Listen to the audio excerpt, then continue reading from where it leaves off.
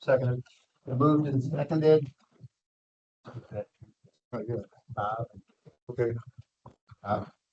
Moved and Buster seconded. Need to approve the minutes from 10/30/2025. So moved. It's been Second. moved and seconded, just the opposite. All those in favor say aye. Aye. All right. Start out with our call reviews and report. Look at this, Gary. Look at this. Holy crap. I know, you guys don't have to strain anymore. Just brief overview here. Total runs in October, 93, year-to-date 937. October was a little bit slower than a month. Seems like the crews have been slacking a little. No, nothing. Fire-related, 15, 14 others. EMS runs 64 with 470 training hours for the month. Justin continues to do a good job with that training program, making sure that everybody's staying on top of their requirements and getting those done. Smoke detectors installed, 5 for the month, which is actually pretty good. Commercial inspections 10. Zach has really been out at Amazon a lot. We got some other industrial partners done that have some projects going on as well. So you consider 10 as good? I mean, they're Yeah, I big mean- inspections, right? Yeah, I mean, obviously I would like him inspecting every hour of his waking day, but Amazon is so demanding at this point that it becomes an unrealistic expectation of me to do that.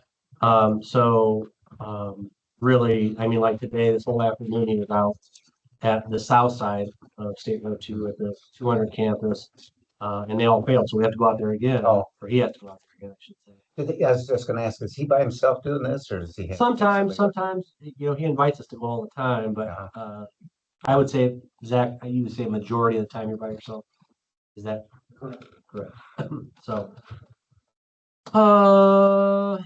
and then, there's your breakdown per protected entity with New Carlisle and Hudson in a dead heat. We've been to the Toll Road once and Olive Township 36 times. Mutual aid given 10 times, mutual aid received 10, with that instance of multiple calls being 19, again, high, leaving us at 26%. And since our neighbors are here, a big shout out to our neighbors for helping us out when we're being overrun. Well, that makes us even then, right? They help us out. Yeah. We throw a big shout out Yes, for them. sir. And then the breakdown, the bar graphs so everybody can see a graphical representation. Any questions about that? All right. Thanks, Chief. Yeah. So we're ready for your presentation. So thanks a lot. I mean, great attendance. So obviously you're all concerned and so we'll hear you out and you got a presentation.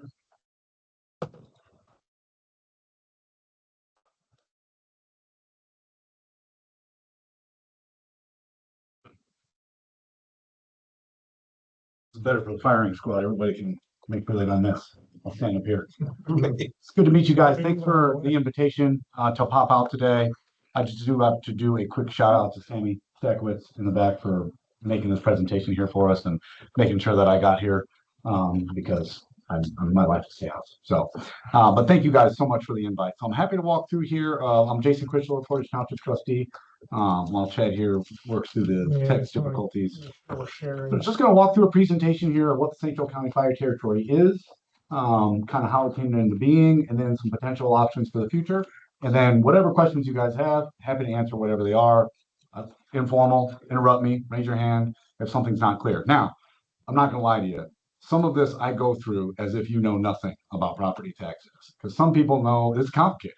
So some people understand it really well, some people don't at all. So I tried to keep this very, very fundamental on when we get to things that are a little bit more complicated. So the idea here is you would walk away at least having this somewhat of an understanding of how some of this stuff ends up playing out. I know a lot of the elected officials in the room are clearly going to be familiar with a lot of this. So you want me to just like give you the high sign, or you want me to like do a clicker? Oh. What do you want to do? Oh, I just click? Okay. I can, you can track me when you're ready to move. All right. All right, we can move forward here. So the next slide is really just slide 2 is just where it all started here. Here's what St. Joe County Fire Territory is right now. It's Portage Township and Warren Township. Fire Territory was formed technically it was voted on in 2024, went into service January of 2025 with Warren Township and Portage Township here. The goal was really to elevate the level of service that we were able to provide, be able to provide not just competitive pay for our firefighters, but also competitive benefits, and that includes safety. So safety benefits for the firefighters, and then the highest level of service that we can possibly provide to our residents. And, that's what I feel like we've achieved here. And so I'm happy to talk through what a lot of that looks like. But that was the impetus of how this came together and what we're doing now. So we have 3 fire stations here. And if you want to kind of just cycle through them here, everybody loves bragging on their stuff. So here's our shit. Take a peek at it. We've got two fire stations here owned by Portage Township, or I'm sorry, Warren Township. Trustee Bobby Kay is here. If there's questions about those in particular, and appreciating Chief Downey here that can then discuss operational questions if you have details that I'm not the best person to answer. But we've got 2 stations owned by Warren Township, 1 station owned by Portage Township. I mention that, and I say owned because it's an important point to make that when you, as you know, you're in a fire territory. It doesn't matter if you join a fire territory, how you join a fire territory, the entity retains ownership of its assets, generally speaking. Now, I'm going to say things like that in that way because territories are created from law out of Indiana, which is really bad law. And it's really flimsy, and it's very difficult to implement in many ways. And there's a lot of reasons. There's not a lot of reasons for that, but it causes a lot of issues along the way. We can talk about some of those or answer questions about them. But the most important point here is a territory is really just, and I'll talk about it in a bit, is an interlocal agreement. It's an agreement between entities. It does not change the ownership of these. So this station here is a Portage Township station. For instance, when we were in a territory with Center, the roof needed to be replaced.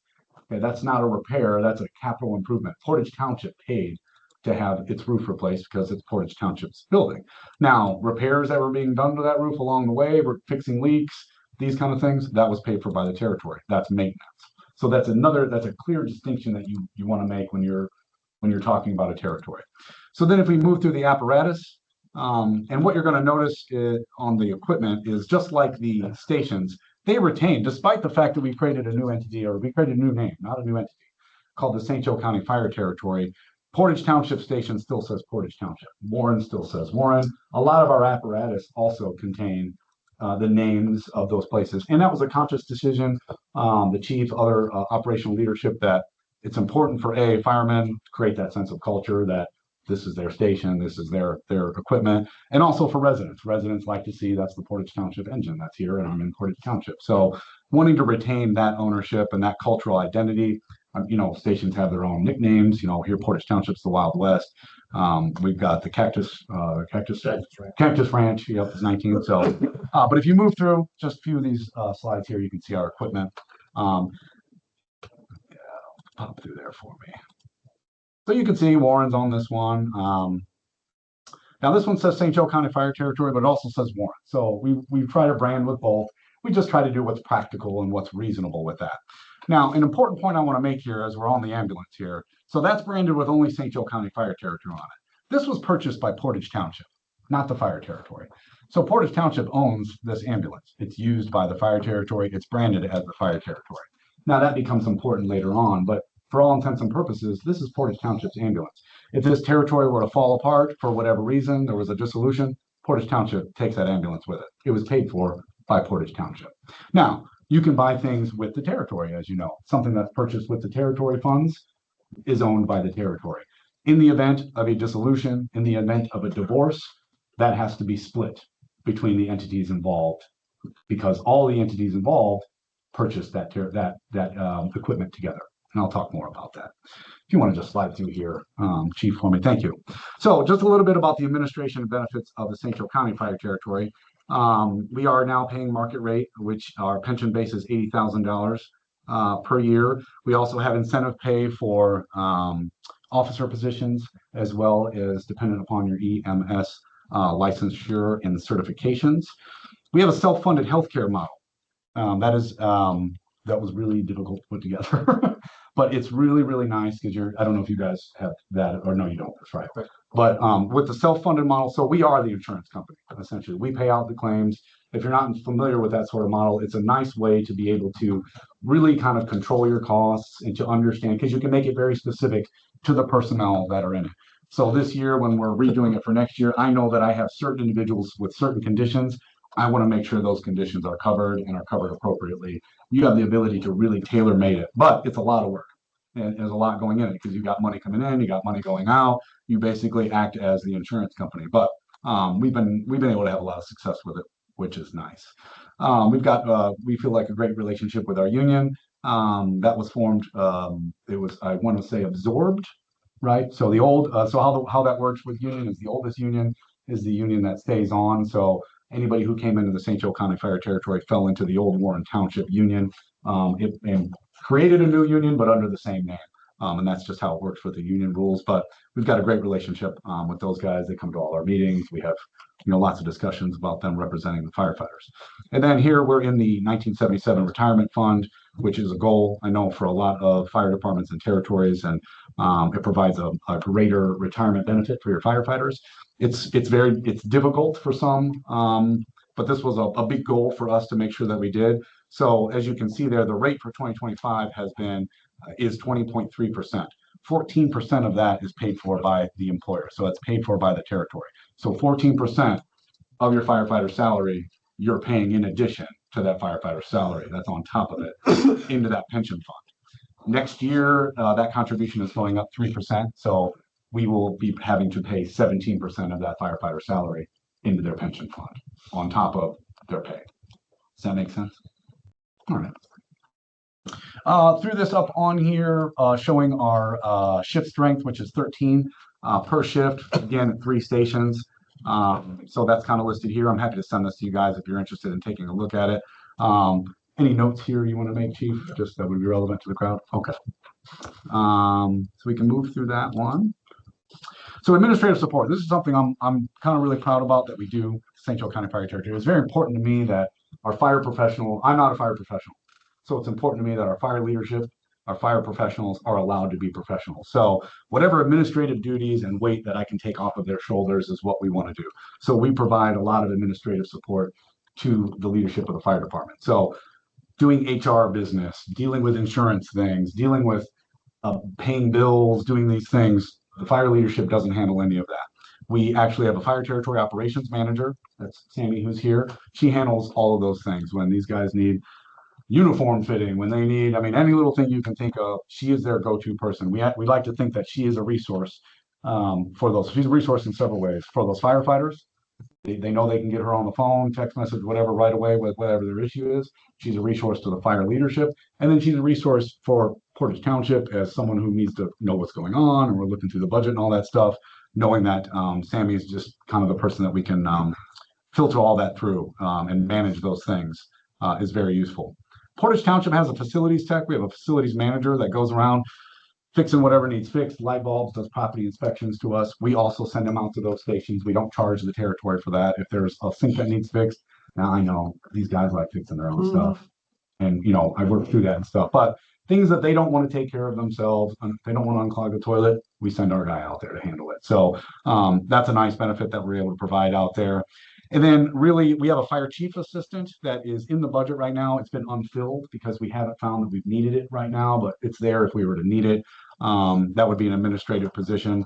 Then my office also has the office administrator and the deputy trustee. Both of them handle claims, they handle insurance, they handle the billing, they meet with the chief regularly to go over bills and things that are coming up. So lots of administrative support is important. It's important to me that we're able to provide a lot of administrative support to the territory. And then I have a human resources person that we use on contract. I didn't want to hire somebody. I didn't want part-time because the needs of that HR kind of ebbs and flows. So she works on an hourly basis when we need her to come in, maybe during open enrollment, explain things to people, act as an additional resource. We're able to flex into that space, but still save that money. So again, it's really about putting a priority on professionalism, stable office environment, a financial and staffing environment is very important. You hear stories of firefighters' pay getting shorted, getting this happening like that. We had not, knock on wood, but I'd be mortified, right? That's what we want to avoid. That's the whole point of all this. Accidents happen and it's understandable, but we really wanted to provide stability. Also that increased transparency, financial oversight. The territory board meets monthly. You got a lot of eyes on bills, and that's important for us that, there's not things that are happening in a silo. Anything that comes to finances it's not, you want to tread that line where you don't want it to be such a bureaucracy that you're slowing things down. But at the same time, in order to efficiently manage money, you want to make sure plenty of people are seeing what's going on there. And then I kind of mentioned the division of labor was important. I want to allow fire professionals to focus on fire and be able to take that administrative burden on them. So creating that strong foundation was extraordinarily important for us because, for many reasons that we can talk about, I believe that the trend is towards consolidation. The trend is towards, you're seeing it from the state government. We're now seeing it from the county commissioners. They had a meeting with us 2 months ago saying they want to see more consolidation and things. So the whole idea behind this was if we were going to do this, it was very important to me that it would be built with the strong foundation that it could easily be expanded upon. So here's the leadership, St. Joe County Fire Territory. A lot of you guys know Chief Downey and Chief Willett here, both, long time in the fire service. And then here's our board currently. We have Buddy Kursitz, who I feel like is pretty famous, right? Everybody knows Buddy. He serves on the board. Then we have a Portage Township board member, a Warren Township board member, and then the 2 trustees who sit on the board. Like many boards with an even number like that, this appointment rotates between Warren and Portage Township. 1 year, Portage Township board appoints the 5th member. Another year, the Warren, you might be set up that way. Another year, the Warren Township does. Thus far, Buddy's been the winner every single year. So here's our budget. Operating budget right now, $4.9 million. And then when you look at our equipment replacement fund, it is $5.1 million. So as you can see, as with most people, out of a $4.9 million operations fund, nearly $4.5 million of that is in salaries and benefits. So here is where we talk about what this could be in the future. Now, to level set, and I'm happy to kind of chat through some of this. I was trying to think of a fun way to word this on the way here, and I'm really struggling. From the perspective of the residents of Portage and Warren Township, the territory itself, there's no need to expand in order to do X, Y, Z. This territory, as it's set up now, budgetary operations can exist for the next 10, 20 years and be just fine. Now, who knows what the state government is going to throw at us next? Senate Enrolled Act 1 is going to affect us, but minimally, and we'll be able to absorb the effects of that. So in the end, when we talk about expansion, it's not so much a thing that has to happen or that we need to happen. When I take my Portage Township hat off and I just put on my good government hat and I look at the environment, what's going around, do I think it makes sense? I do. And I do for a lot of reasons. So that's why we're even here tonight talking to you guys about what's possible. So I want to walk through a few things with that. If you, Chief, you want to give me a poke there. All right. Hey, Jason. Question, Will? I have to head out. Oh, yeah, sorry, trustee. Just tell everyone that I am into this conversation. Into this.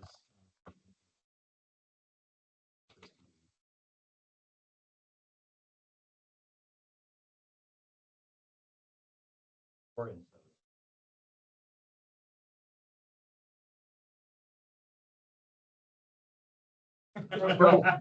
But enough out of you. Thanks, Will.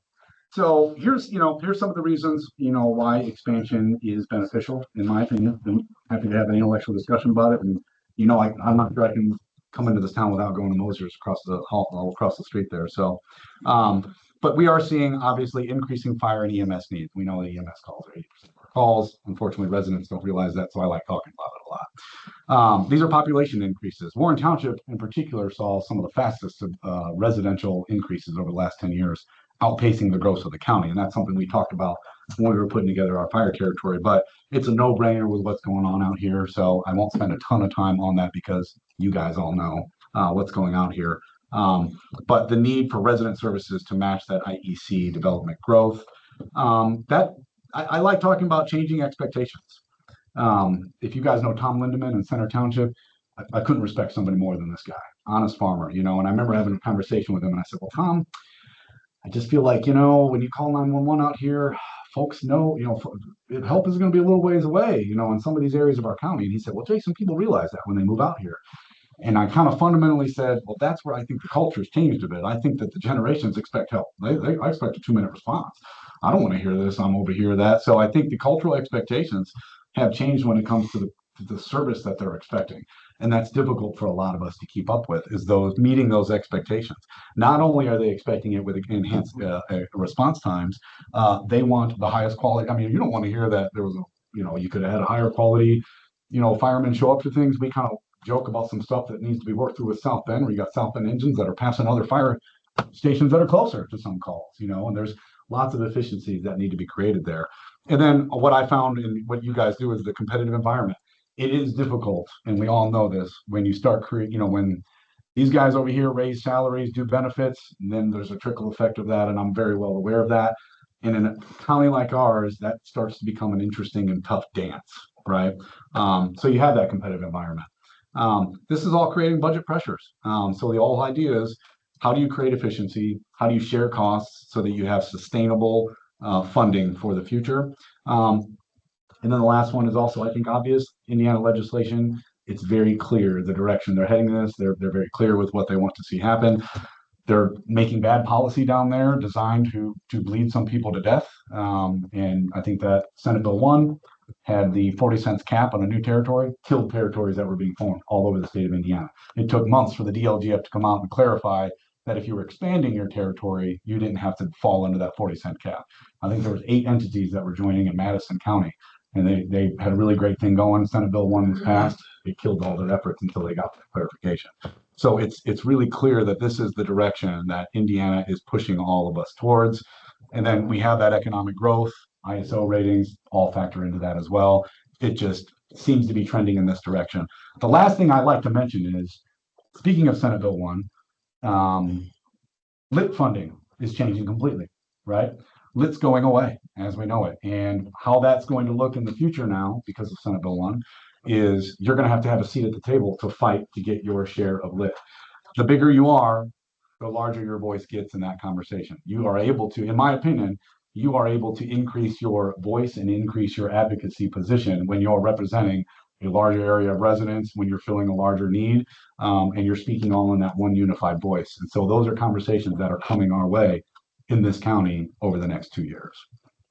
So again, prioritizing safely. We all know the Amazon data center, the EV battery plant hasn't even gone into operation yet. But when it does, there's going to be, we're all watching the same things happen out here. So next slide. Now, in my opinion, when you talk about the idea of expanding a fire territory, putting it together, you really do need the elected officials coming together to say, this is something that we're interested in for all of the reasons that we kind of just talked about. The things that would need to be worked out are numerous, right? Operations in general, what does that look like? What is your battalion strength? There's lots of options now these days. We see what Elkhart did. You know, Chief sent that over to me, and I was like, boy, that's the next conversation, the 4 battalion, you know, move. But staffing rotations, leadership rotations, what does that look for? Schedule 24 versus 48. What does that all look like? All things that would have to be figured out. As far as the process goes, it is a staggered implementation process, meaning, and I'll talk about this in a minute, when you put together a territory, there's a series of meetings and things that have to happen, and they can only happen between January and March. That's it. Once you get past March, you can't do it anymore. So there's a lot of things that happen there. Once it's approved, it actually goes into effect that July, but you don't go into service typically until January. Why? You don't have any money yet. That's right. You don't have any money yet, and that's a challenge. So that's just a little bit of what it looks like. So it's nice that you still have, you basically have, even if you want to move forward with it, you can figure it all out. And before that January, you can figure it out between January and March as you're going through the meetings. Or if there are things that still need to be resolved, you work through those for the rest of the year. From our experience, we had an operational plan and an implementation plan pretty well settled as we got to those January, February meetings. There were things like shifts that we didn't have figured out yet, even the schedule, 48 versus 24, those were decisions that hadn't been made yet. We made those later on throughout the year after we were hiring and after we got the union going and we allowed them to have a voice in those conversations. All right, next slide. Okay, talking taxes, talking turkey, Thanksgiving time, right? All right. Again, forgive me if this is well below where your comfort level is, but here are our combined tax levies right now for a few areas, right? So as you can see, I'm talking about combined tax. What your entire, when I say tax, I'm talking about property tax. So for the unincorporated Portage Township, 2.98, Warren's here, Olive unincorporated, Hudson Lake, New Carlisle, right? Well, this is when I'm out there showing folks this stuff. What does that mean, a combined tax levy? Well, there's several units that are enacting their own property tax, right? And so that's what rolls up to combine to be your total property tax. So if you are a New Carlisle resident, that's the table on the right there. These are all the taxing entities that you're paying to if you are a New Carlisle town resident. The county, everybody pays the same county. Airport, you've got your own library system over here. It's got its own library tax. You have your own school system here. It has its own tax. The town of New Carlisle has its own tax. Olive Township has its own tax. And then your fire territory has a tax. All combined to roll up to be your combined property tax cap. So we're talking 3.68. Now, you don't pay 3.68 as a residential homeowner, do you? Why not? Property tax caps. Okay. Property tax caps legislation that was enacted in 2010, I want to say, caps the amount of property tax that you can pay for your primary resident, 1%. If it's farmland, the maximum you can pay is 2% of your assessed value, right? This is all based on the assessed value of your home, and non-private, so like if you have rental property. And then commercial businesses are capped at 3%. Okay. So as an example, when you look at New Carlisle, a resident of New Carlisle, their combined tax burden is 3.68. And if their home has an assessed value of $200,000, well, their tax burden is $7,361, right? 3.68 against $200,000 of assessed value. But they don't pay that $7,000 because they're capped at what they can pay. The maximum can be paid by that resident is 1% on that 200,000. So the maximum they can pay is 2,000, and that's all that they pay. What the difference between that 7 and that 2, that's what you call circuit breaker. That's lost. Nobody gets it. Still shows up on your bill, still shows up in your budgets. I've asked that question of Steve Dalton, of Peters Franklin, lots of people at the DLGF. Why does that circuit breaker number still show up on here if it's irrelevant to us? And I always get the same answer. I don't know. Welcome to Indiana State Government for you. But that's important to know because, when you go through this and when we went through this, as you do, it's tough to talk to residents and make them understand that we might be increasing our tax levy here for this, but that does not mean this person pays anymore because they cannot. They are maxed at what they can pay. There is only so much that taxpayer can pay, and everybody's kind of coming out of it. So when you increase your levy, if you were to increase your levy somehow, if you were to double it, you're increasing your share of that. The resident, if they're at the tax cap, doesn't pay anymore. And when we created our fire territory, that's what was nice, was it was, sounds funny, but the tax was almost irrelevant in some ways because the vast majority of our property owners were already at the tax cap. So next slide, Chief. So what we have done already is we went ahead and paid to have the financial impact, a simple one. Portage Township is footing the bill of a simple financial analysis of what a tax rate that is similar to the St. Joe County Fire Territory, what that impact would be out here. Now, if you choose to move forward and we're going through the whole motions of this, much more complicated analysis has to be done, and it has other details in it, but we didn't want to pay for all that, right, if we didn't need to. So what you see here is for a New Carlisle resident. So just about everywhere in this county, anybody who has farmland is already paying over their 2%. So it doesn't matter what the tax is, they're not going to pay more because they already pay as much as they can. Over here, you see a property values. So what this is showing is for a New Carlisle resident, if you have a home that has an assessed value of $75,000 or more, if you were paying if we increased your tax rate by, I think it's 20 cents, these people would pay nothing more. These people would pay that much more a year. And this is the commercial side, And that's how much they would pay if you're a New Carlisle property owner. Now, the next slide shows Olive Township, unincorporated Olive Township. What's going on? I'm locked up. Oh, All right. Hurry up, get off this next thing. No. This is actually a good slide. So that's New Carlisle Town? Town of New Carlisle. Yeah, okay, sort of township there. Yep, the next one's the township. I did not do Hudson Lake. This is kind of for this. Got it? So this is Olive Township. As you can see, slightly different because the township doesn't have the town tax. So they're paying a little bit less as a property owner, or your tax burden is a little bit less. So as you can see here, a residential homeowner with a property valued at $150,000 per year is going to pay $16. I'm sorry, assessed value of $150,000 is going to pay $16 more per year. Anybody above that is paying nothing. Ag is at nothing. And then you see your commercial rates over there. But that's why Olive residents would pay a little bit more because those residents are not at their tax cap yet. And an Olive Township property owner has a smaller tax burden.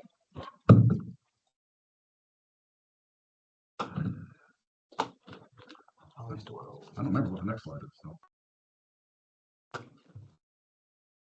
One of those sheets wasn't prepared for Hudson Township. I didn't do that on here. No. Okay. I mean, I could send it to you. I thought this sort of.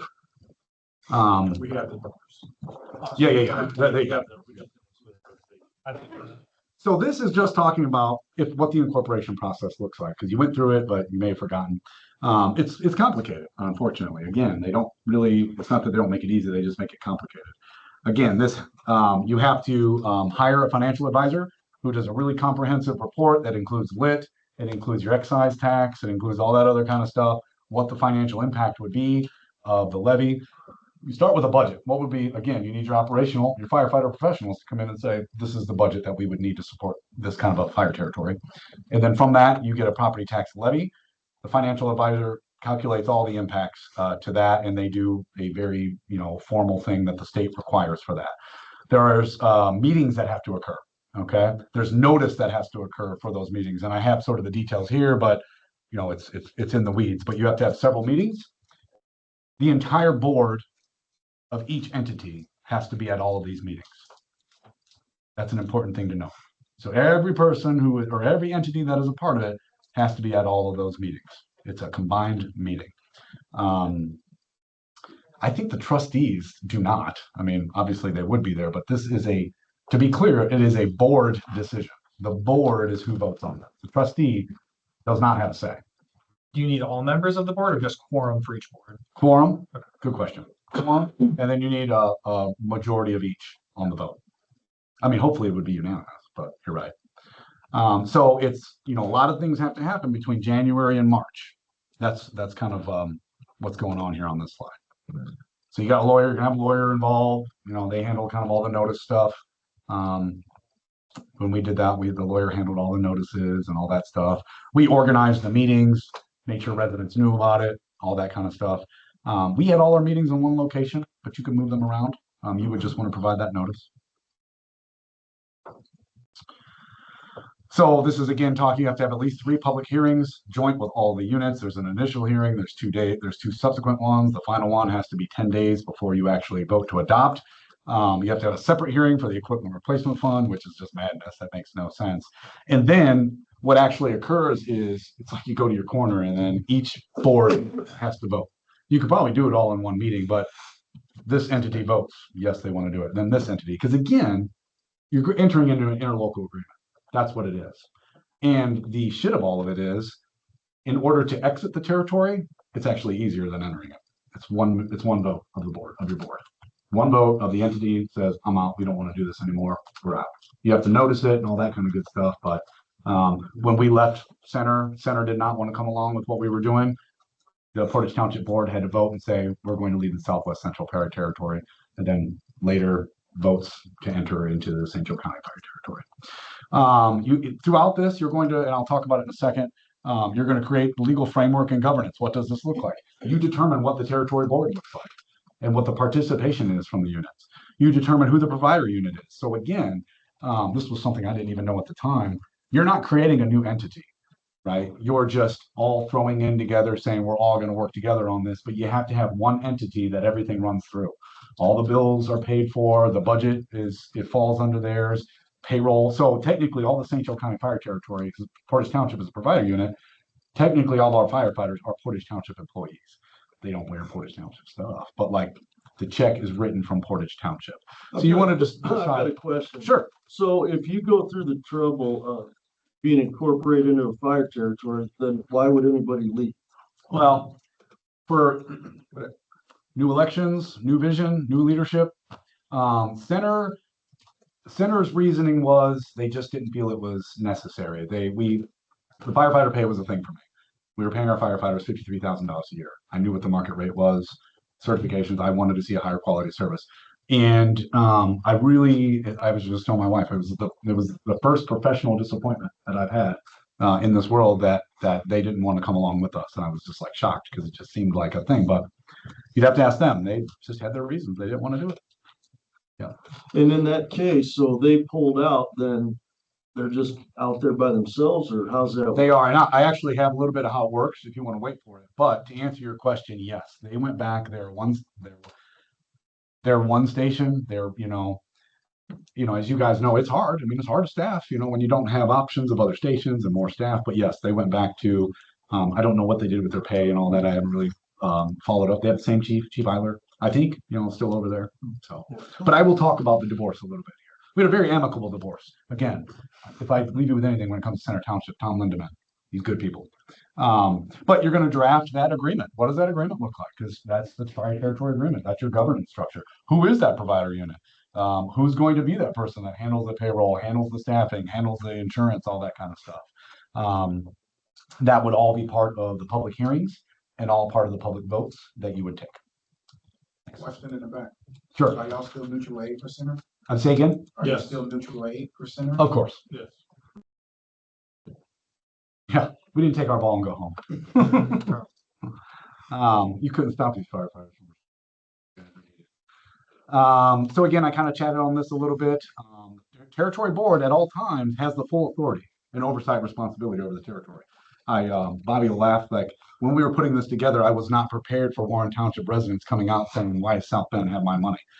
And I was like, what do you mean? Like, well, yeah, you're handling our, you're getting our money. And I was like, well, no, the territory board is in charge of this. And so one interesting thing, I like to call these fire territories, they're like pre-Civil War America.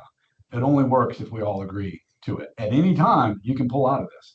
So it's in everyone's interest to keep everyone happy to the best that you can, because if you don't like it, you just get out. You don't do it anymore. That territory board, though, has that full oversight. Portage Township as a provider unit can't go do something that the territory board has not approved. There's not just the property tax, there's lit and excise tax implications. So that would all be laid out in part of that financial impact analysis.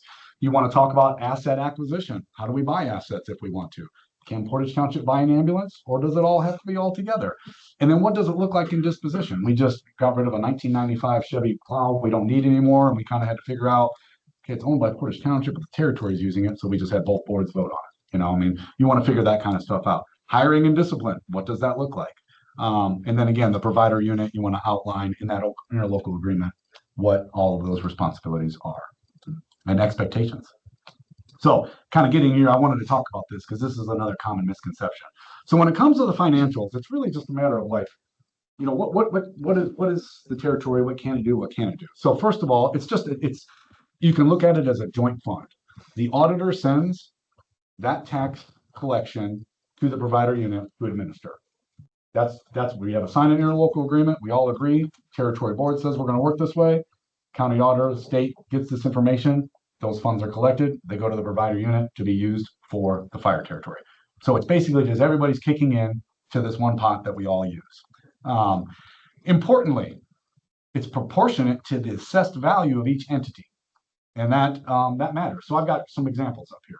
So Warren and Portage, right now, our fire territory, Warren, if we took the total assessed value of the St. Joe County Fire Territory, 75% of it is Warren Township. 25% of it is Portage, right? Because I got the city of South Bend. So it's only the unincorporated area that is in our territory. So that means if we had $1 million in revenue, 750,000 of it comes from Warren Township, 250,000 of it comes from Portage. Okay, now the thinking is you're getting those, I mean, it's proportionate to the service that you're getting, right? When it was Portage and Center, it was about a third. Portage was contributing about a third, and Center was contributing 2/3. I've got New Carlisle, Olive, Hudson here for you. I did the math. You're at about a 32, 48, 23 split with Olive Township bringing in about half of the assessed value. That means half of your revenue is being contributed by the township. And then if this is something that you ever wanted to move forward with, the New Carlisle, Olive, Hudson, Warren, Portage, that's what that split would look like. Somewhat even among most, I guess, but Warren Township bringing in 42% of the assessed value, so 42% of the AV. Now, this does not matter. For operations, none of that matters whatsoever. When it matters is if you break up. Okay, so when we broke up with Center Township, again, very amicable. Center Township was the provider unit. They had to put together a dissolution plan. That's a job of the provider unit. So we say we had $1 million in cash reserves sitting there that have been built up. Well, that doesn't get split down the middle, and Portage Township walks away with $500,000 and Center keeps $500,000. Why? Because Portage Township did not contribute that much money to that. We contributed a third. So we got a check cut to us for a third. Assets are distributed the same way. There was equipment that was purchased by the territory, and some of that equipment Center wanted to keep. That means they had to pay me my third for that. Some of it neither of us wanted, so we sold and we split it 1/3, 2/3. At all times, you keep what's yours as an entity, and that's important. How does that work with the fire station? So the fire station, remember, is owned by the entity. I remember you said that, but so even if you build a new fire station together? You cannot. So So Olive Township would have to build a new fire station if there was gonna be one in the southern part of our township. a territory, well, actually, I mean, a territory cannot borrow money. So if the territory had 10 million laying around, I don't know, they can make an argument that you would. It seems like a bad idea. But that's why I was saying the law, these territories, it's bad law because it's tricky. And I'll give you a good example and a reason. And Chief Downey knows what I'm going to say. So no, the station, if you wanted to build another fire station, and that's a good question of debt. Portage Township debt, Warren debt, that does not come with it. It's irrelevant to you. That's paid for by the Portage Township taxpayers, Warren taxpayers. If Olive Township took out debt, and even if it was to buy a new truck, that's Olive Township's debt. Now it's your truck, but that's Olive Township's debt. Why that sucks, if you ask me, all of this is, so we look at Green Township. I try to flirt with Green Township a lot because we know they could use, I think they could use some faster service. If you look at the map of Portage Township, we go all the way down to right about 23 in Mayflower. You know that corner? And I think, wouldn't that be a hell of a place to put a fire station with an ambulance in it? And you could service the entire southwest corner of the state of the county down there from that one location. I even went and got appraisals of the land right there. If we wanted to build, because we need a new fire station, so if we were going to build a new one, that'd be a great place to build it. We've got 2 Warren fire stations up here. We could be on the other side of the tracks, potentially go to Green. They're going to have to maybe do something one day. This would be a great thing. Why can I not actually do that? Because what if I move forward with it? What if I go get a bond and I build a $10, $15 million fire station there? Green Township says, yep, we want to be in this. North Liberty does, blah, blah, blah. And then an election comes. And they all say, you know what, never mind. We don't want to be in this anymore. Now I've got a fire station at the far south end of my township that's not really servicing the township very well. That's what makes this so tricky, if you ask me, is it's just one vote of those folks. One election, they decide they want out. So it makes it real hard to take risks like that. And when we talk about efficiencies, it should be there. That's where the fire station should be, or somewhere in that area. So again, no, if you were to build a second fire station, either, New Carlisle, if it was in the town of New Carlisle. I'm a little confused because you said that the capital improvement on the roof of the fire station was a fire territory expense. I thought. The opposite. Okay. When That's why I'm we confused. fixed the roof, when we were patching it, the $1,000 bills was the fire territory. Yeah. Gotcha.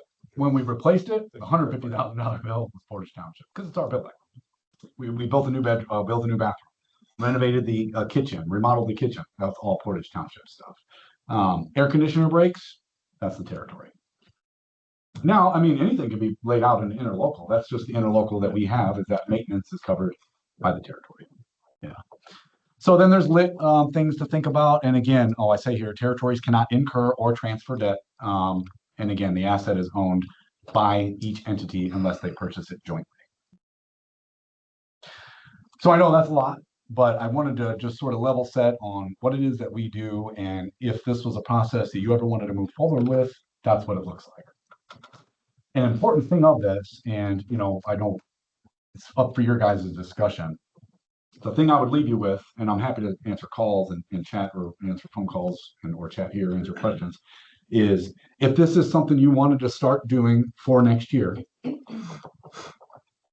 you don't want to spend, it's like you don't want to spend money on all the comprehensive financial impact and get the lawyer involved unless you were serious, unless you seriously wanted to consider it. So if it was something you wanted to consider moving towards in the next January, February, March to then go into service the following January, it's something we would probably need to know in December at some time, because then you have to get the lawyers in, you got to start getting it lined up. So the one thing I would leave you with is, if this was something you wanted to pursue at all, anytime in the near future, we would need to know probably by Christmas. Because then you'd start hiring folks. The chiefs would need to start to get together to figure out what the operations is, bring it to the elected officials. We start meeting, what is it, hammering out interlocals. It all takes time. We'd have that through January, March, but you're not going to put in that time or effort if it was like, no, never mind, we're not into this. And I spoke with Jason and Chief Downey a little bit, and this is a lot for one sitting. And I told him that we would probably want to discuss this as a group outside this meeting, because it's huge, right? And to come in here and say we need to know about in 30 days what we're going to do is could be a little overwhelming. So obviously, 100% ask them any questions that you would want. And then, we could schedule a meeting in the near future. And because again, to be fair to them and this process, they do need an answer, not to spend any more money, because nobody would want to spend any more money if there's no intention. Moving forward. You have all that information, like paper, so. We'll send it to you guys, and then you can distribute it however you want. Compare how much wages. Sure. benefits, Oh, that kind of stuff? I mean, We could. okay, whatever you want, we put together. Yeah. You tell me exactly what you want. I'll share. We'll put our package. Oh, gotcha. Yeah, no, we have Sammy back there. That's so hard, Gary. Bring your emails out and hand them out. The one thing I would say too is that collaboration is key. I mean, from start to end, it doesn't work without partnership, without liking. That's why every way gotta have it. You have to have it meshed. The one reason why we've even been flirting with this for so long is our firefighters love your. It's just a cultural thing. Chief talks about it all the time. You guys train together, you work together. It's one of those things that seemingly makes sense. And it starts and ends with that. Collaboration has to be key. I was just wondering what the impetus was for it to happen so quickly now. Well, it's not really quickly. We've been talking about it all year. We just didn't know, and I'll say, I think the county, I'm as good at not giving you straight answers because I know what the answer is from the county. I've never seen a county fund fire operations. When I was on the redevelopment commission, we gave Penn some money for their station to help build it. $500,000, I think it might have been. I know Warren got a little bit of help from them, but we see what's going on out here. We see the need. It seems like this is just where it's happening, and there hasn't been many considerations for what does the fire service look out here. But that's me from the outside looking in. Maybe you have a different. And Marcy, I would say when Will was here, the county commissioners called a meeting with all the townships and leadership because they want to drive consolidation. And we've talked a little bit about that. We look at German, Clay, Harris, and Penn Township trying to merge that side of the county because, like Jason said, the number one, pay rates are skyrocketing right now. I mean, literally, we were just kind of looking at some of the data on how we pay our firefighters to be competitive. We do a good job of that. I'm not belittling how we do things. I think we do a good job of it. But we have negotiations coming up in the new year, right? And this development has been forced upon us. How do we protect that? You know, I think your phrase always hits it on the head. We always put this on our taxpayers' back. Well, now the only way to prevent that from happening is to spread that out, right? Still happens, you saw it still affects some property owners, but we lessen that effect by being able to spread it out. And you know, we can always say no, but that's always an option. That's always an option. There's actually a few options that we can explore, but in the end, it's going to force consolidation. We're Chad and I and Chief Downey, we've been at these conferences now that they're going to not eliminate, but smaller townships, which could affect you, of maybe 2,500 or less. Well, what happens then? We could potentially lose Hudson Lake, and we don't want that as a partner. And now it really puts the strain on our taxpayers on something we didn't even do. And so I guess a piece of this is being proactive. And you know, again, none of this is set in stone. This is a discussion piece, but I don't ever like being painted in a corner, and I feel like we're being painted in a corner, and not by Portage and Warren townships, by the county government, the development.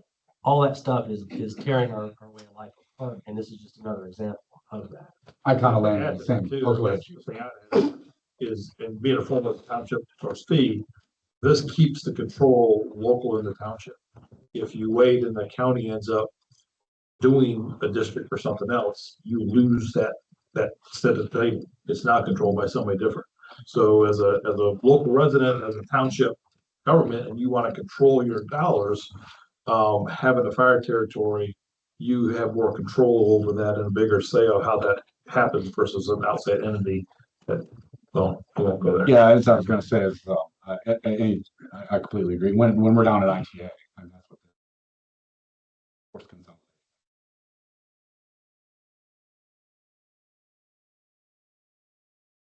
I don't know what that looks like. When it could be 10 years, because you know you've seen it a little bit. Let's go back. You're saying that Christmas time would be like a deadline if we wanted to move forward with this. We would need to know if you seriously not move forward necessarily, because the final vote happens in March. Or be serious about And that would be to start it in 27? It would go into service January of 2027. That's right. The territory, we would start having territory board meetings July of next year. And there's, I mean, I don't want to complicate Just this. to add for that for a second, just to make sure that you heard that right. Because you take about a month to 6 weeks to get the rest of the information together you need to present to the residents. So if we want to have those meetings in February, that's where we need the meeting, kind of like, hey, we want to have those public meetings. You don't finally decide yes or no until the end of March. So it's really, there's no need to put that work toward having those meetings if, hey, I really don't want to do this. it. So it's only one time a year. Correct. That's right. Only January through March. Okay, so then we can say that Christmas would be a deadline every year. It would. Yeah. Okay. That's why I said, this is, unless they change And things, it's just, Roughly. Christmas. unless they change the laws, Okay. but yeah.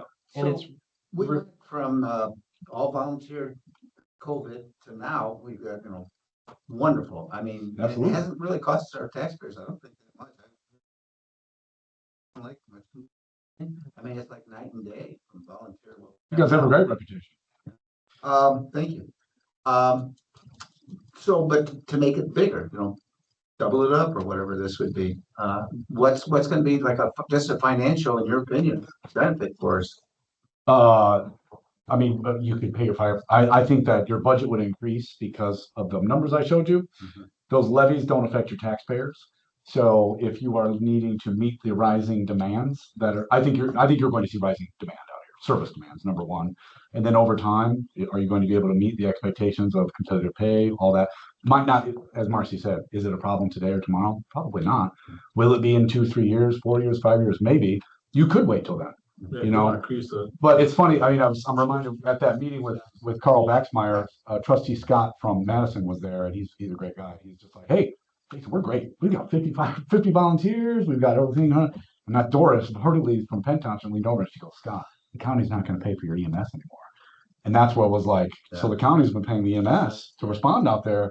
So for them, like, that's great, but Now this is being dropped on your lap as well. And, How and so about, that's, how about service? Let me just that with that. How about service? Would it be better service for people out here if we? what, I would leave that to the chiefs to probably. so I think that that's a big, we've talked about this second station in our response area. So the simple answer to that question is yes. But back to Jason's point, the county is gonna drop EMS, and what nobody really sees is that we're built to handle one call at a time. That's why that number is so important, instances of second call. We're built to handle a call at a time. Our backup is the city of South Bend is contracted for, is it $3 million or whatever, 2.7 to provide a backup in case our ambulance, and because the ambulance, things burn down, things get rebuilt, people pass away when they don't have proper pre-hospital care. So they provide that secondary ambulance. That goes away, and we're relying on our partners again. The problem is our partners have a commitment to their taxpayers to provide that ambulance as well. So the county's gonna create another problem, an unforeseen problem. So they just decide now that they're not paying for. They want the money. Well, Senate Bill 1, today we had a meeting with Joe Thomas and Carl Baxmeyer. They're looking with Senate Bill 1 up to a $20 million deficit. So they got to find where to cut. It's easy Service. for them to cut that. It's easy. It's because they say, oh, New Carlisle. you Figure it out already- yourself. This is the county. $20 million. Yeah. Correct. New Carlisle, you already They have an pay South ambulance. And so St. Joe they County pay Fire South Territory, Bend. you have an ambulance. You don't need our The county ambulance. does. You don't need, so they're just gonna, and where it doesn't directly, it does affect the Green Townships. It affects the Liberty Townships, the Madison Townships. It really, really affects all those people because you don't necessarily see when South Bend comes into our area, but they do, because again, we're looking at 26% of the time, we have a second call. And so to everybody's point is, we do a great job. We don't get a lot of complaints about our taxes and our all that piece, but 26% of the time, we need somebody else's help. And that's not an alarmist statement. I'm not trying to make that is, because we all partner very well. But we do need to be very cognizant of, once that goes away, we're gonna see a problem. We're gonna see a big problem, because they're busier than we are. That ambulance is gonna be running more than we are. So now, where's our next closest ambulance come from? We're waiting on LaPorte County to show up and help us? Or are we waiting on, it could be the city of South Bend, but they're gonna, once they lose that funding, they could be losing those 2 ambulances. So now where does that come from? They have somewhat of an option if they want to respond at that point. At Right, that point, it's mutual aid. They don't necessarily have to respond. It's right now they contractually have to respond. So when they quit doing that and no longer have to respond, they could take that option, says, hey, sorry, we're too busy today. We're not going to send you anything. Just wait for your ambulance to finish its transport to Memorial and then return and come back. And that really is a huge and significant problem that is on the near horizon. And I don't pretend to know these guys are the experts, but when you talk about building a second, if your service calls are increasing to the point that you think you need a second station, finding 10 million to build it's one thing, but I mean, you need 13 additional staff members, I would assume at least. That's your year-on-year annual operating fund. You do not have the ability to grow your budget to meet that. That's something I didn't talk about. The state limits how much you can grow your budget. These guys can't just come in here and dream up a tax rate. You're locked in now. 4%, that's all you can increase your budget by. So you couldn't come in and say, hey, we're gonna hire 13 more guys. We need another $1 million. State says no. That's also a big, if you could have the ability to do that, that would be a different conversation. You just keep the same fire chiefs and These guys the operations will all have to be figured out, but I mean, I think yours are just one fire chief. not necessarily, these I are all think conversations. those are conversations that are had. If our boards and their boards decide, again, this is something, because it's not just you all deciding, their boards also have to. Yeah, all right. And that would also start in July, right? We wouldn't do that before March. It's all operation stuff. The operation stuff, we'll have to figure out a budget, because when they study this piece, or when we study this piece and put money to paper, we'll have to have that figured out. That's a bigger discussion. Before March. Yes. Okay. And then we present it back to these boards and go, this is what we think it's gonna take to do this. Okay. And then obviously all the questions ensue from That operation actually has to be done by February, because that has to be included in your presentation. So that's the only problem, like the specifics of the operations, I mean, you got all year figure out that, but you need to know what your final budget number is going to be. So if you're gonna have, And Two Josh and I chiefs, have you're had gonna have- conversations already on what it would look like operationally, like people it could take to get by some of these things. Start us on those discussions. Sir? So just to clarify, love your presentation, Jason. You said it's accurate, except for you can do a levy appeal if you're gonna do a second station, if you're gonna staff a second station. So there are options. We had one in Union this year that was approved by the State Board of Accounts. So there are some things you can do, not guaranteed. You're right on that. so you can't anymore. But you're basing that on extension services, right? Well, one, there's other things you remove can do. that. on service. So you Yeah. can do appeals. Yeah, but it has to be on increased residents. I mean, increase, I mean, it's very specific things and I don't know if And I think this would beat that. I think that Olive would qualify right now. But once again, no guarantee. No, you're right. No guarantee. The only reason I'm skeptical is I did a successful assessment. And the things that I was unsuccessful on, saying, hey, my need has increased. I was approved on other things. There's one in Union. No, I know, no, Kelly told me. That's, Yeah, so we also did, and it's been filed. yeah, we've got. There was a question in the back.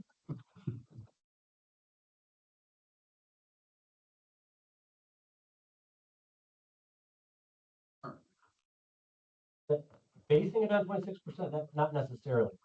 That's just a figure of how many times that we can't service two calls at one time. And I know what you're gonna say is that 26% is that is the time that units outside of New Carlisle are dispatched into our area. That doesn't mean they're making the scene 26% of the time. Correct. That just, right. Now, our call volume, is that coming more from Hudson, when we get that second call? Because based on the statistics I saw, or at least I'm under the impression, most of our call volume is towards that corner. No, I would say currently, well, and that's subjective, right? I mean, because you can never pick where your second call is gonna come from. So that's just a roll of the dice. It could be, this week it could be Hudson Township. Next week it could be Olive Township, right? So say you're at the lake already and we get a call to Olive Township. I'm good. I mean, What is it? 475 calls this year for Olive Township, 194 in the town, and 134 in Hudson Township. Twice as many than Olive. Yeah. So I think for me and my board, before we give you guys, hey, we're actually really interested, can we get more numbers? We're gonna need the numbers for Hudson. That would be great. I'll ask for those later. But also I want to understand the interlock agreement. Obviously, we clarify that after the numbers are made in the budget, and that looks like it's more of the second half of the year next year if we were to move forward. No, the interlocal agreement is approved as part of the main show. Okay. Because you want to have, that all has to be nailed down. Who's the provider unit? What is the makeup of the board? Because the state comes in and gives their stamp of approval. Gotcha. And it sounds like we currently, I mean, obviously we're in a fire territory, you're in a fire territory. It sounds like we currently have a very different agreement. Am I understanding from like the proportionment of resources in the territory if the dissolution happened? I mean, right now I understand it's more of a third. Maybe I misunderstand the agreement in our current fire territory. I would have to go back and look at the exact agreement, how it's set up.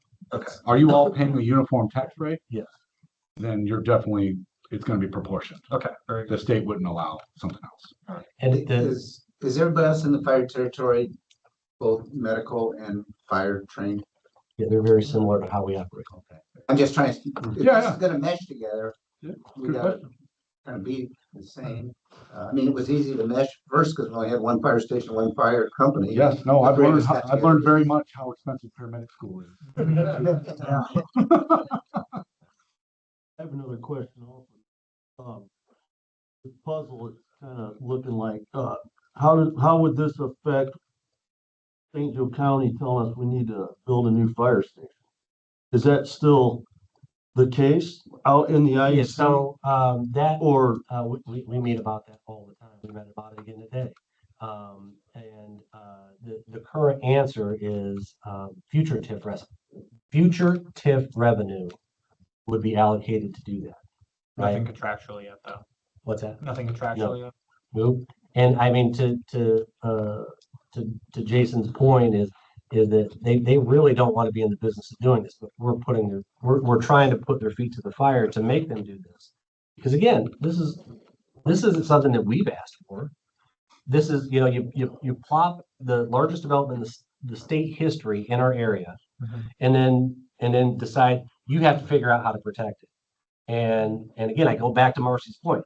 All we keep doing is putting it on our taxpayers. And so how do we mitigate that or minimize that impact to our taxpayers? Because again, I mean, an excess levy appeal didn't really affect our taxpayers that much. But again, it's still incrementally putting it back on our taxpayers.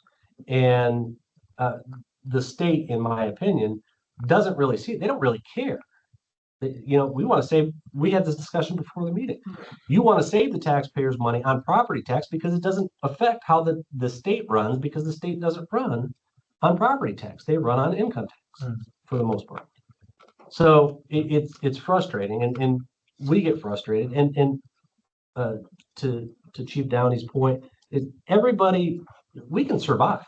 We can survive until the next shoe drops. And I'm not advocating currently either way, honestly.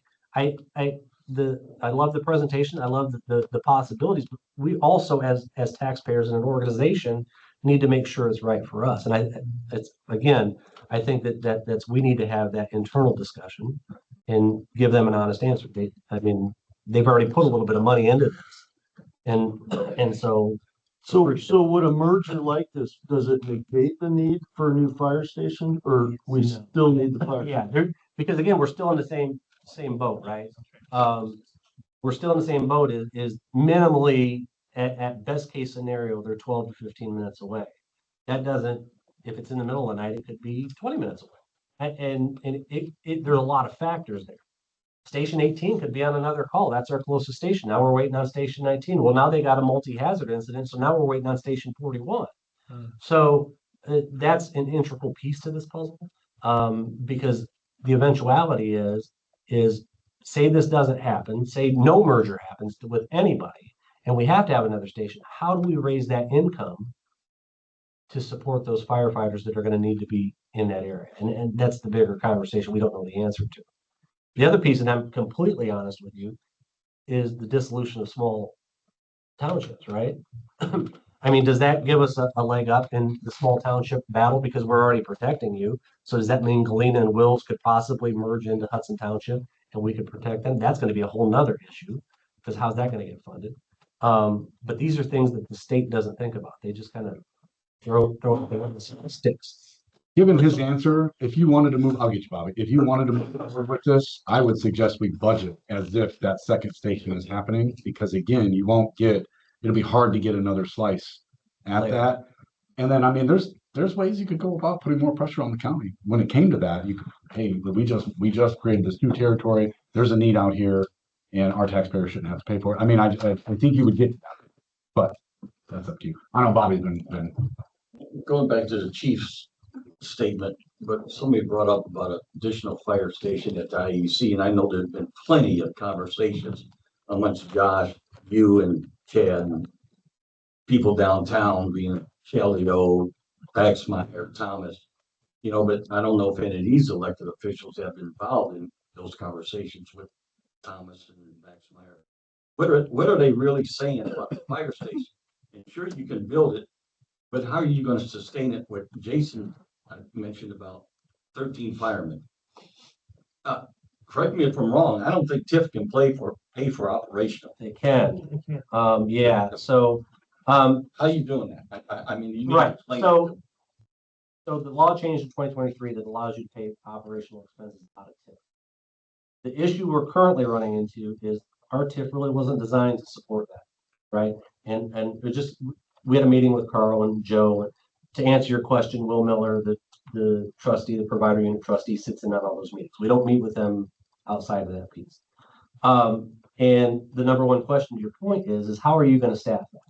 And my my rebuttal today is that's why we're having these conversations, because that's the only way we're gonna be able to do it. Unless you come off, operations out of TIF. You look at other counties in the area, Plainfield, Indiana is a great example of how they do it. Plainfield, Indiana designs their TIFs to support their police and fire. But we didn't. We did not. You are absolutely correct. And that would take, I'm not gonna say an act of God, but Steve Dalton will tell me to my face is that it's a slippery slope and the county doesn't really want to get into that business. Fair. That's I've heard that many a time. it's fair. So and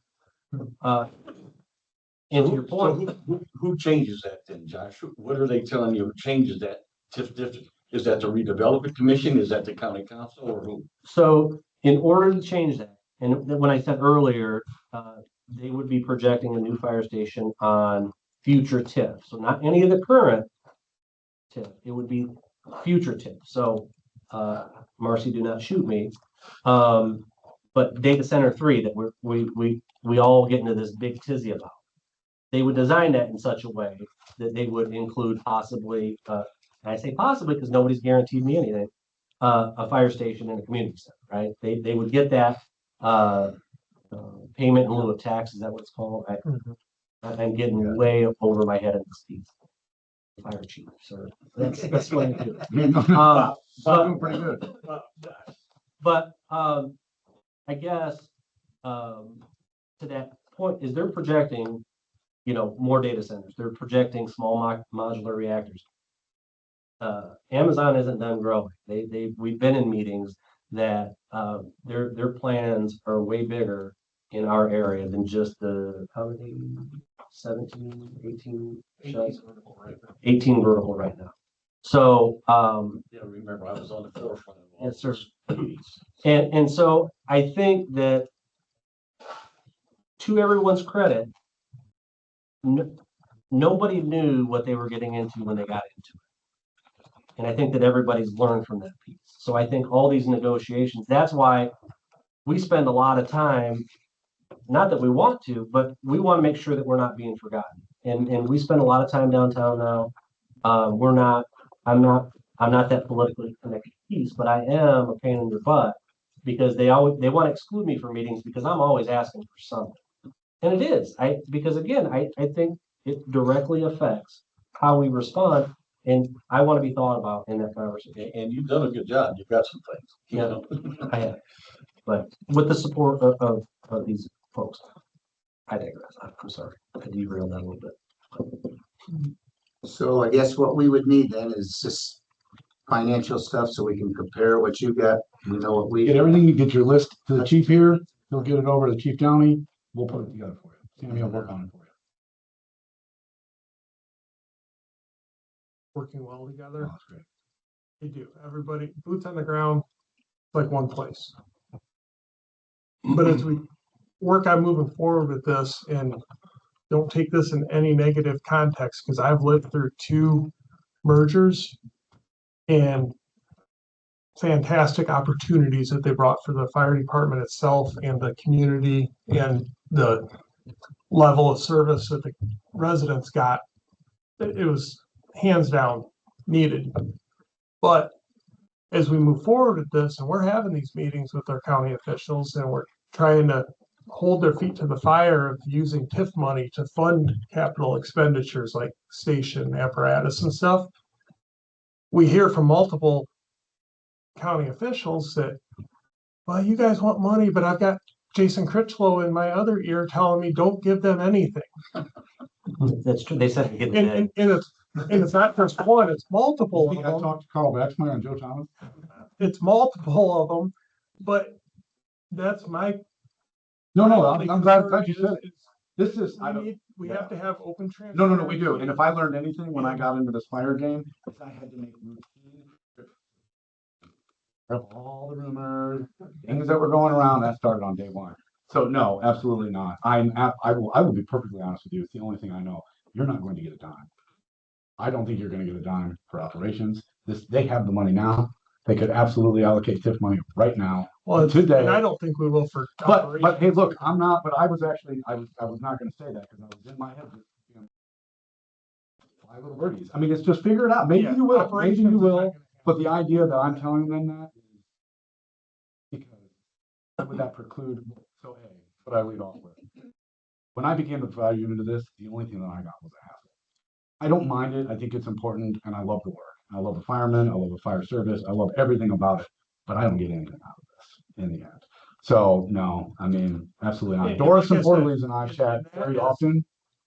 That is not, No, please, I I'm glad don't you want said that it. to be thought of I'm that glad I'm you said it. saying negatively, because It's a mergers convenient have, we thing. need a It's a larger convenient thing department. for them to say when you're sitting in But- front of them asking them. But I just, I That's just the want to make first I've sure heard that that. it's all out in the open. It happened again today. Literally, we're sitting there and they both Carl and Joe said, yep. And I was like, I will, I don't know how I do it. I've had 0 conversations with Joe Thomas. The last time I spoke to him was maybe 3 years ago, ran into him something. I've had 0 conversation with Carl Baxmeyer outside of that meeting that we had there. So whoever they're hearing that from, is clearly not.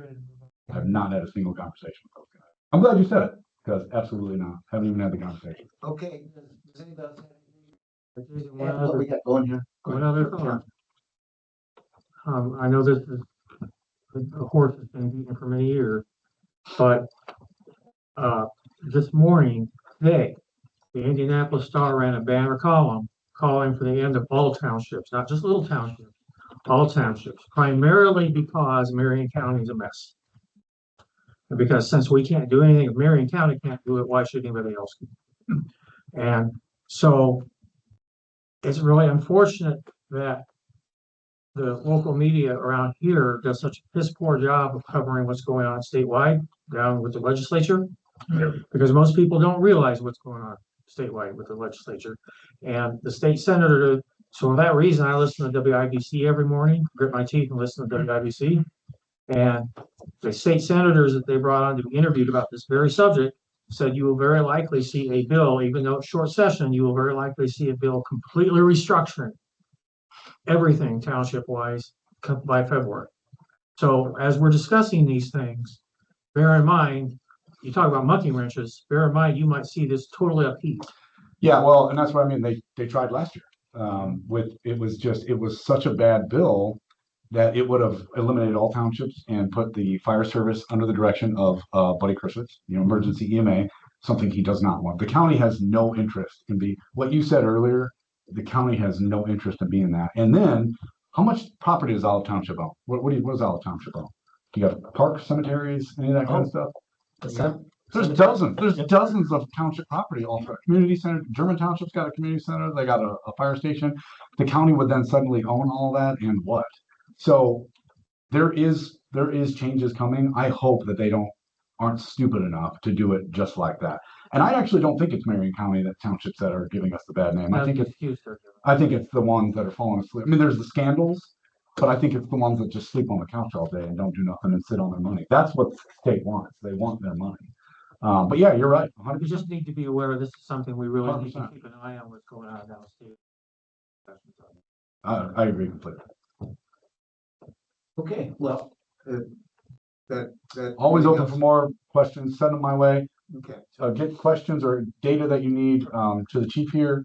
He'll get it over to us. We'll take a look at everything and Whatever you want to meet do. with you. Are you sending? Let you know what you came up with. We can, sure. Yeah, absolutely. Thanks again, Sammy. All right. Should make me look good. For coming out here. Normally I would have home ec teacher here, Marcy. They I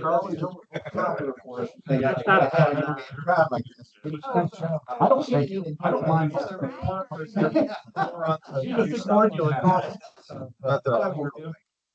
But thank you very much. I can see you're interested in it.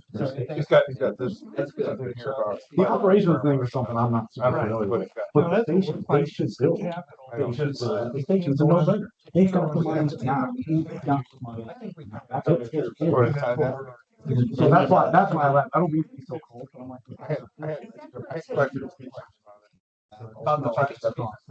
Yeah. We're probably at the point where we can just most of the rest of the meeting. So that's why I feel bad. I'm like, they're gonna come here. I got a second. I'd like to make a motion. Yeah. So Yeah, that's it's what- like an intentional sabotage. That's my point. He's just. We got a motion to adjourn first. Are you guys okay? Let's set a meeting, 'cause I think that it's important that we set a meeting, because we got some unresolved stuff that we need to talk about. Are we Uh, good for the third Thursday of December? Is that, I don't even know what that looks like. The third, isn't that a little late probably?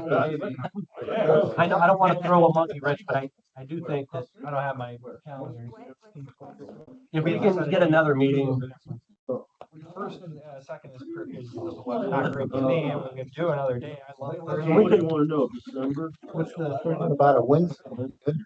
I'm fine. with it. 18th of December? That's our next meeting. Is that what we're talking about? How about, We have the 18th. set up. Let's have another one. let's set up the 18th. If we have to have something before then, I'll reach out to you all. We don't need to create another one. Thanks, guys. I Good to see you. think Okay, that great, thank you. Keith and I need to talk. Appreciate you. Yeah, Yeah, you got it. What about That's that? okay. That's okay. Wait, so- With the 11th, so you better pencil it. Oh, with the 11th, sorry. I just I have my think township. that- computer. See ya. Sammy, thank you. I think that we should maybe have two meetings or the opportunity for two meetings. Okay, Like yep. someone sooner and then we have our regular one on the 18th. This is a huge decision. I just don't. It's huge, because honestly, we need to go to every board and have this similar conversation Yeah. in person, because they need to understand, like, this was a very, I think they'd be okay if the town board wanted to hear the spiel as well, but we need time to do that. Thank you. All right, thanks, guys. How about I would suggest the third, we'll keep the 18th, meet on the third, December 3rd. and then, I don't know when everybody's meeting is, but the third, answer questions, what day, details from them, and then I can present it to my board on The Wednesday. first week of December. Yep. Does that sound good? Any issues with that? Wednesday, December the 3rd, and then the 18th. Yes, sir. All right, my motion to adjourn is. No, hey, hang on a second. I want to say something after Marcy.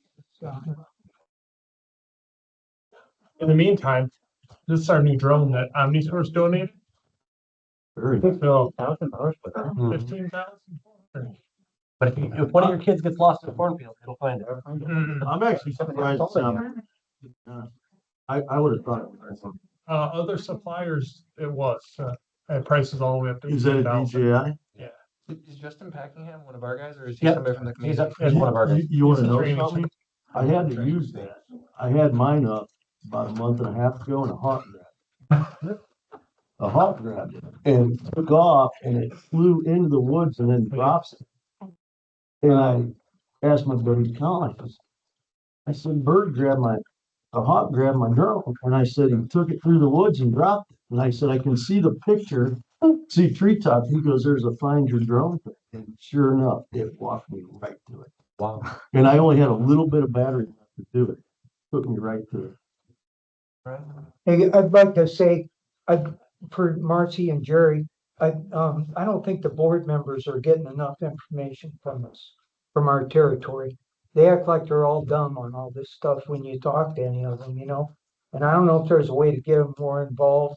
Oh, You you know- mean it means when I give them a little bit. Yeah, I and they're mentioned saying, that. oh, I didn't hear about that. I didn't know about that. Important stuff, that's your whole board, because you're only two here, Yeah. and they got the majority, the ones that aren't here.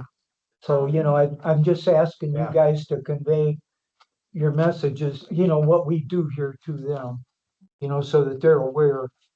And also, I guess we could encourage them to watch the video. Oh, yeah, Yeah.